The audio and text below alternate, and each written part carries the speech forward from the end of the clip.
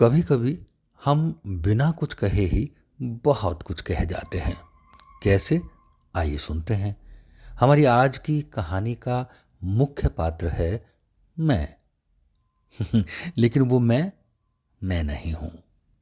अलवर में बाबा ठाकरदास की कलाकंद, शिवा के मसाले और अशोक सर्किल पर तीजा की लस्सी काफी फेमस है।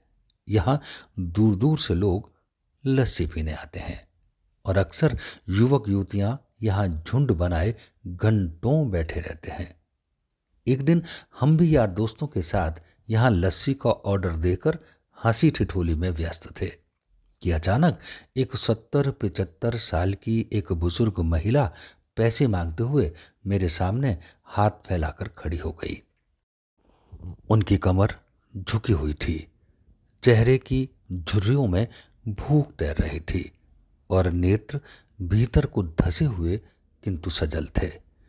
उनको देखकर मेरे मन में न जाने क्या आया कि मैंने जेब में सिक्के निकालने के लिए डाला हुआ हाथ वापस खींचते हुए उनसे पूछ ही लिया, दादी, लस्सी पियोगी? मेरी इस बात पर दादी कम अचंभित हुई, लेकिन मेरे मित्र अधिक, क्योंकि अगर मैं दादी को पैसे दे देता तो 5 या 10 रुपए ही तो देता, लेकिन एक लस्सी की कीमत तो 25 रुपए थी। इसलिए मेरे दोस्तों की नज़र में दादी को लस्सी पिलाने से मेरे गरीब हो जाने की और उस बूढ़ी दादी के द्वारा मुझे ठग कर अमीर हो जाने की संभावना बहुत अधिक बढ़ गई थी। दादी ने सकुचाते हुए हामी भरी और अपने पास जो मांग कर जमा किए हुए 6-7 रुपए थे वो अपने कांपते हाथों से मेरी ओर बढ़ाए। मुझे कुछ समझ नहीं आया तो मैंने उनसे पूछ लिया, ये किस लिए? तो दादी बोली, इनको मिलाकर मेरी लस्सी के पैसे चुका देना बाबूजी। भावुक तो उनको देखकर मैं पहले ही हो गया था। रही सही कसर उनकी इस बात ने पूरी कर दी। एकाएक मेरी आंखें छलछलाई और भर भराए हुए गले से मैंने दुकान वाले से उनकी तरफ एक लस्सी बढ़ाने को कहा। बूढ़ी दादी ने अपने पैसे वापस मुट्ठी में बंद कर लिए और हमारे पास ही जमीन पर बैठ गई।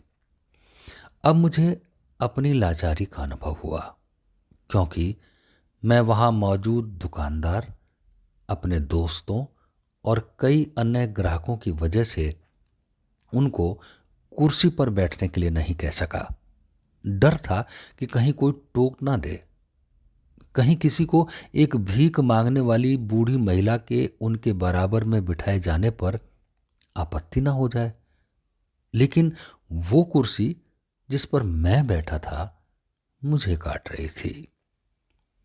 लस्सी कुल्हड़ों में भरकर हम सब मित्रों और बूढ़ी दादी के हाथों में आते ही मैं अपना कुल्हड़ पकड़कर दादी के पास ही जमीन पर बैठ गया, क्योंकि ऐसा करने के लिए तो मैं स्वतंत्र था। इससे किसी को आपत्ति हो ही नहीं सकती थी।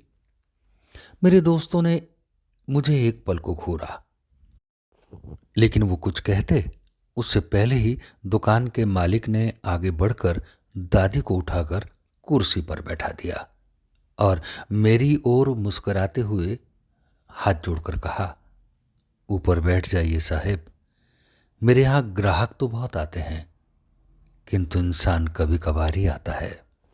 तो कैसी लगी आपको ये कहानी? कमेंट बॉक्स में ज़रूर बताइएगा। एक और कहानी के साथ आपसे शीघ्र करेंगे मुलाकात। तब तक के लिए आप स्वस्थ रहें, व्यस्त रहें और मस्त रहें। बड़ों का आदर करें, देश से प्यार करें और अपने आसपास सफाई रखें। अब दिनेश शर्मा को दीजिए इजाज़त। नमस्कार।